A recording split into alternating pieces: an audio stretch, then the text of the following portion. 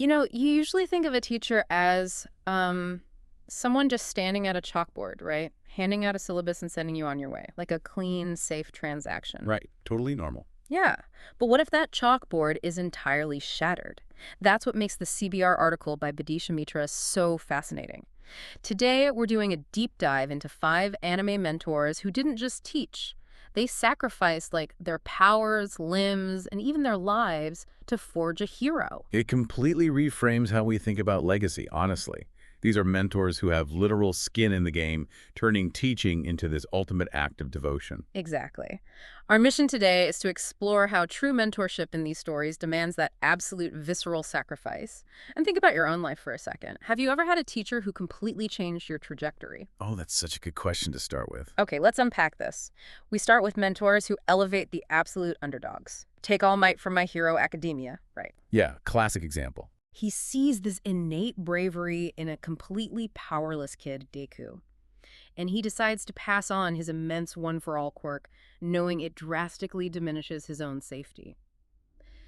It reminds me of a high-stakes venture capitalist investing everything into a startup the rest of the world just wrote off. Right, throwing all their resources at the underdog. Yeah. I have to ask, isn't handing world-shaking power to a bullied, unprepared underdog actually a recipe for disaster? Well, I mean, it absolutely would be a disaster if All Might just handed over the power blindly. Right. But that's exactly why he tests Deku's innate bravery first. What's fascinating here is that the physical power isn't actually the primary gift. Wait, really? No, what we're seeing is the transfer of unwavering belief. Yeah. And we see a different version of this psychological groundwork with Koro-sensei in Assassination Classroom. Oh man, that dynamic is wild. He takes on Class 3E, these students deliberately ostracized by a rigged school system. Totally deemed worthless by everyone around them. Right, and ironically, their actual assignment is to assassinate him. Yet Koro-sensei doesn't just hand them weapons. He meticulously patches up their individual psychological weaknesses.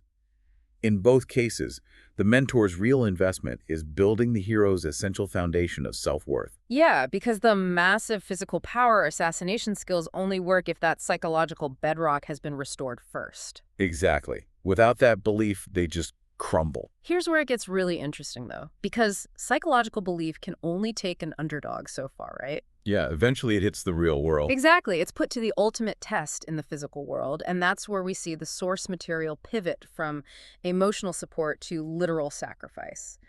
Red-haired Shanks in One Piece perfectly captures this. Oh, that's a brutal one. It really is. He intentionally sacrifices his own arm to a sea monster just to save a 7-year-old Luffy, and then passes down his iconic straw hat as a promise. That physical cost is massive, but the narrative eventually escalates to the ultimate cost, which is death. The mentor's passing forces a crucial evolution in the hero. Think of it like removing the load-bearing pillar of a building. Wow, right. The hero is suddenly forced to distribute their own weight. Exactly, they have to stand on their own foundation.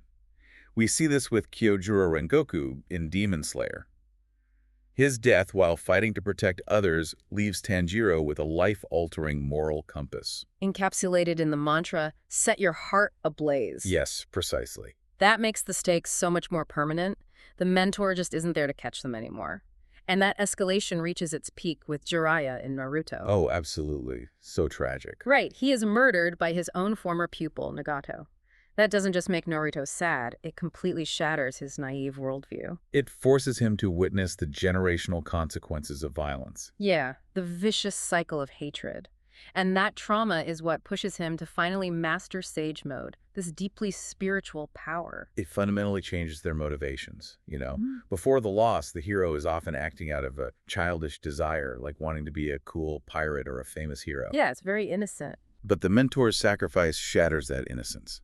The hero stops acting out of personal ambition and begins acting out of a profound duty to honor a legacy. The protector has to fall so the student can carry the weight of the world. It's heavy. I mean, we might not be fighting demons or mastering spiritual powers, but the core of this is deeply human. Think about who invested in you when you were the underdog. Oh, for sure. And what metaphorical straw hat or guiding mantra did they leave you with to carry forward? The path to the top is rarely walked alone, Even if the final destination is reached long after those who guided you are gone. Which leaves you with something to ponder today.